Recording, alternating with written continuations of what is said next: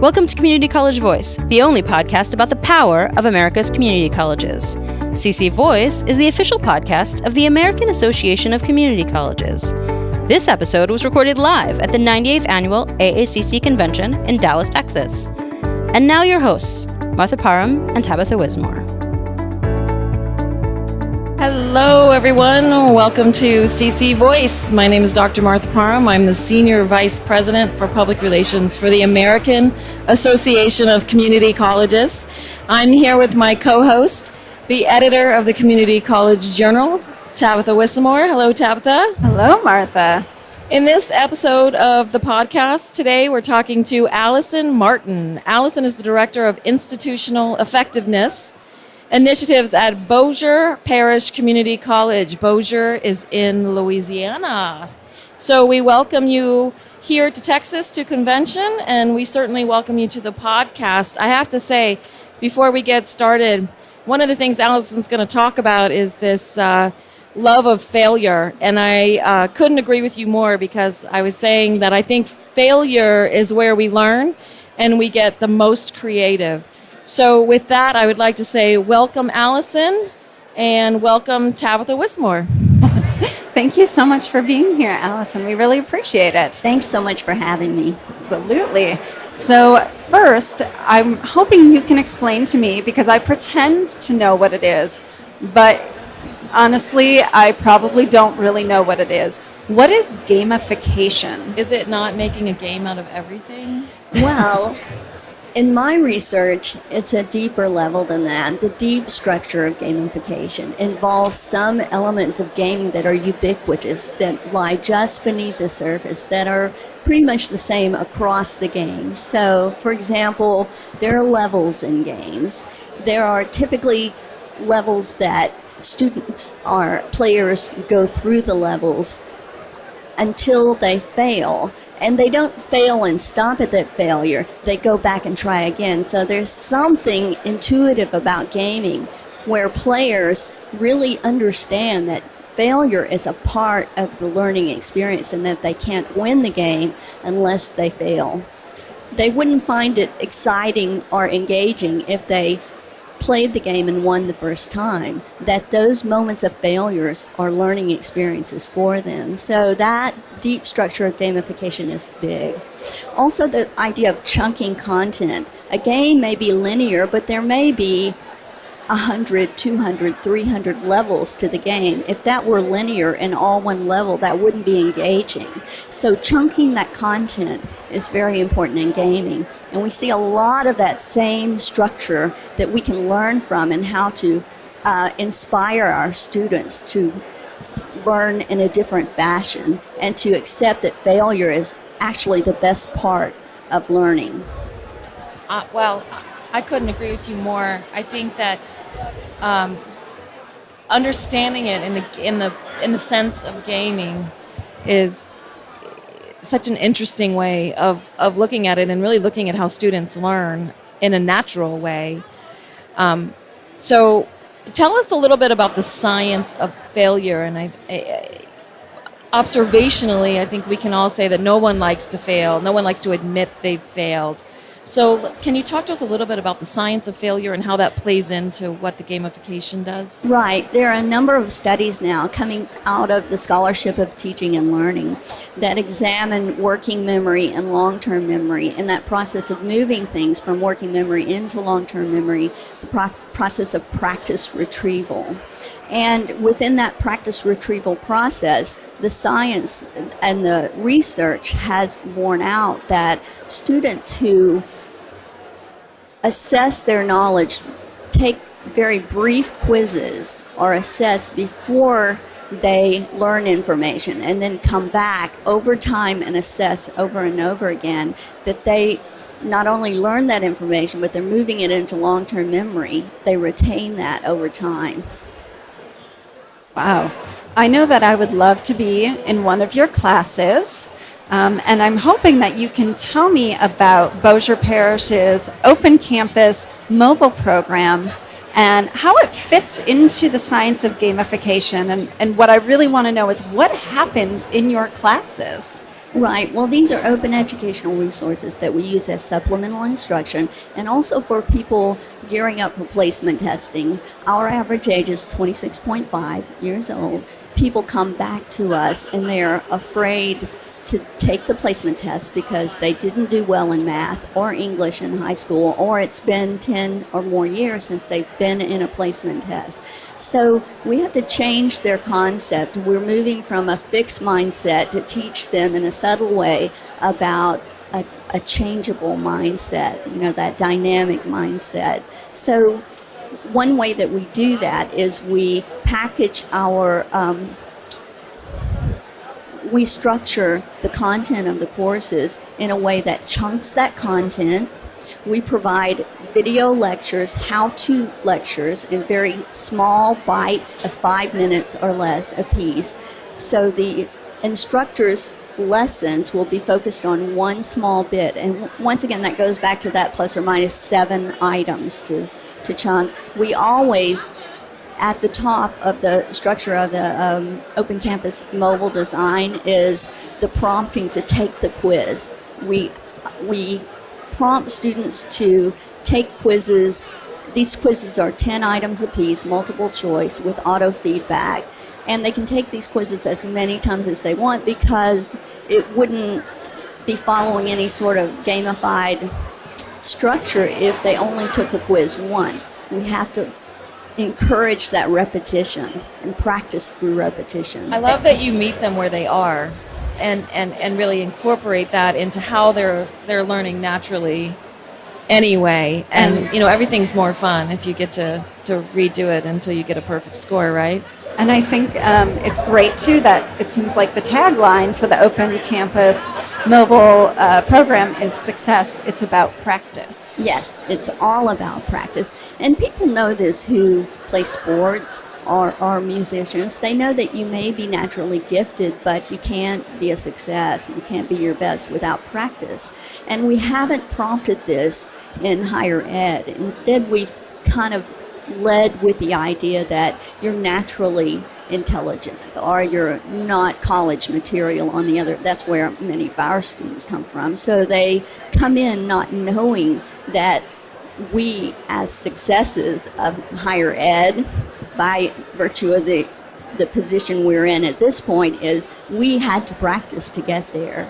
So there's this interesting kind of visual that's gone around that students think that success or learning is kind of a linear line. It's just you read the material, you study, you take the test, and you pass, and you move on. But we all know that that line is really a big mess in the middle. So you read something, you learn about it, you fail a couple of times, or maybe 1,000 times until you learn it. But students don't see us in the failure experience. They see us on the other end where we're successes. So to them, it looks like you're naturally smart, when in reality, we learn through failure.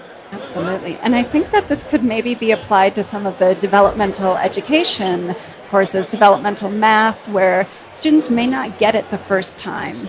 Absolutely. That's our strength with our Open Campus program.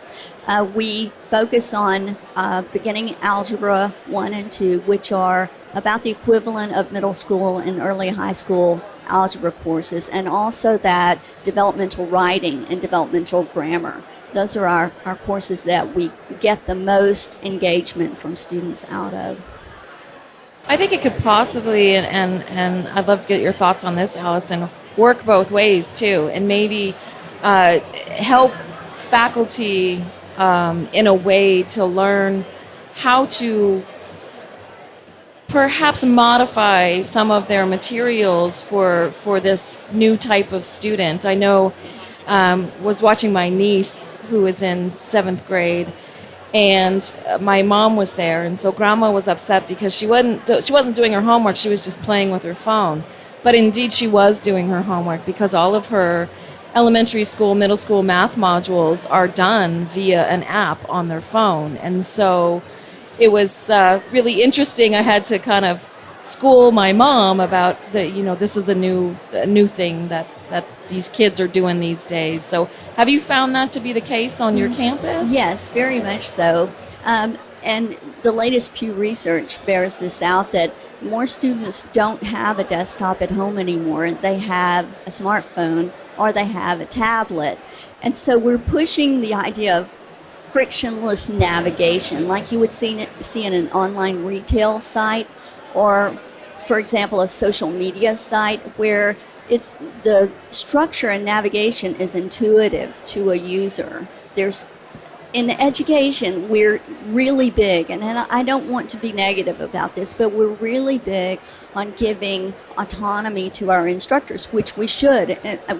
Instructors should teach to their strengths. But at the same time, we have to remember that our end user is a student. And if we really want students to learn, we don't want the medium to be the message. If you think about what Walter Ong said in the 60s, the medium, at that point it was TV or newspaper, that was the barrier, and everything that you read, all the news was filtered through the medium itself.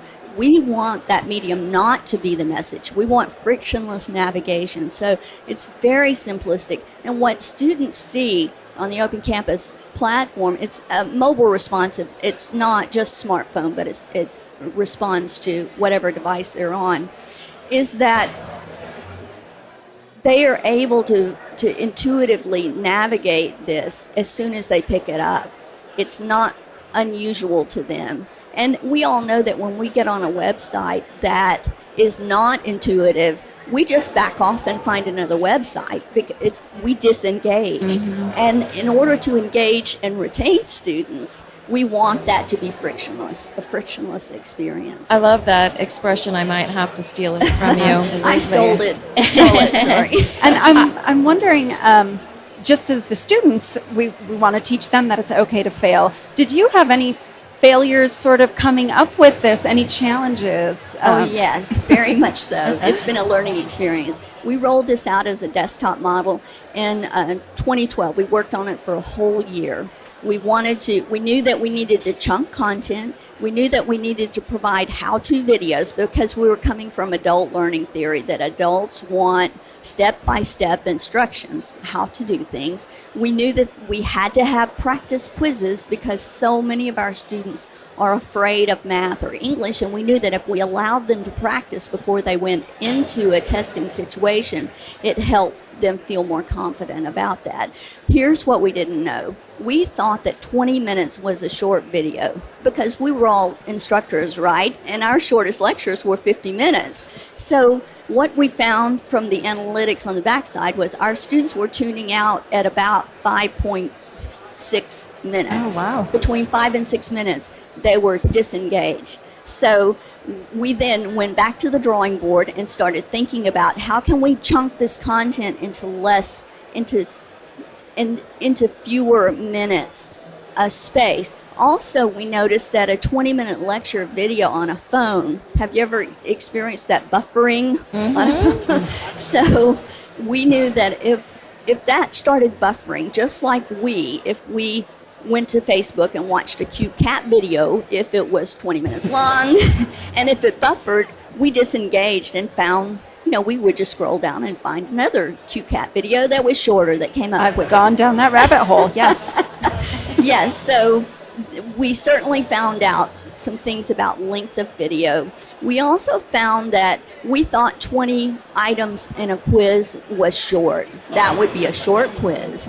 But what we found was when students missed the first 5 items, then they disengaged. So we backed that down to about 10, and we think we found a sweet spot at 10 because we know that they're going to fail, right? But the key is to allow them to fail in small bits. Just as in a video game, one level will have challenges throughout the game, and if you fail in small bits or succeed in small bits, then you really respond in a different way, or our students do as well.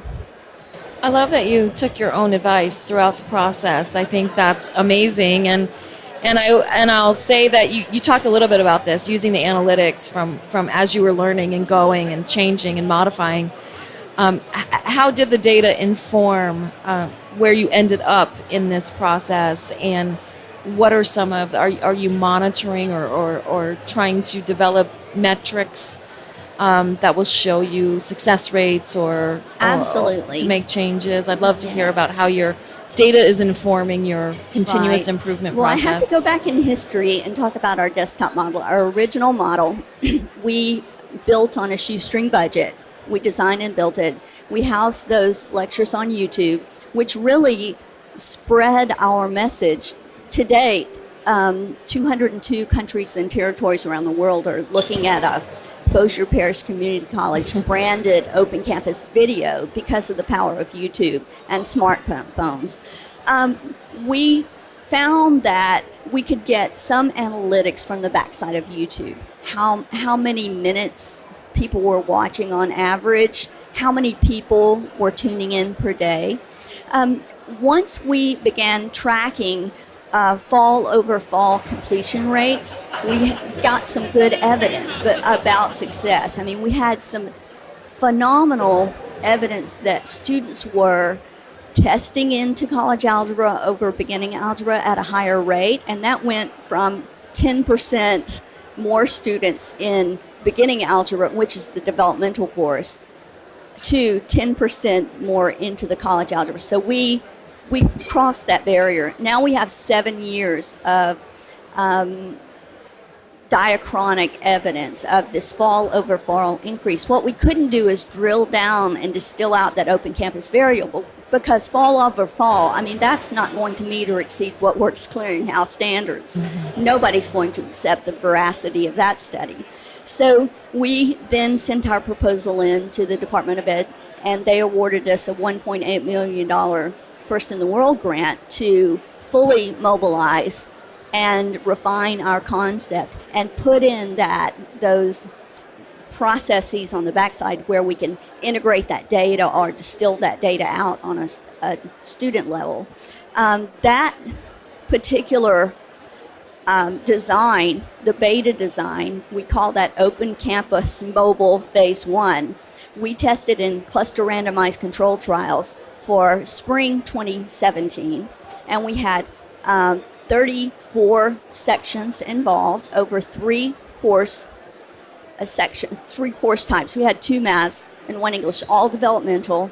Most of the instructors involved in the cluster randomized control trial had 1 treatment and one control, so we tried to then compensate for that sort of variable. And we have an external evaluator from University of Texas, Dr. Matt Gianni, who is making sure that our data reaches that level to meet or exceed what Works Clearinghouse.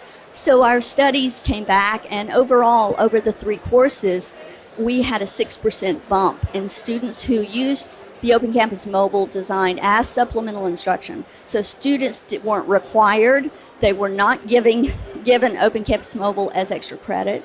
They just had it available, and we had a 6% bump. The highest bump was in our beginning Algebra 2, which we call Math 99, and that was an 8.9% bump. We were just floored by that information. I think it even surprised Matt. I mean, he didn't have a dog in that fight, but he was really surprised too. So that's where we knew we had data that proved the success of this design.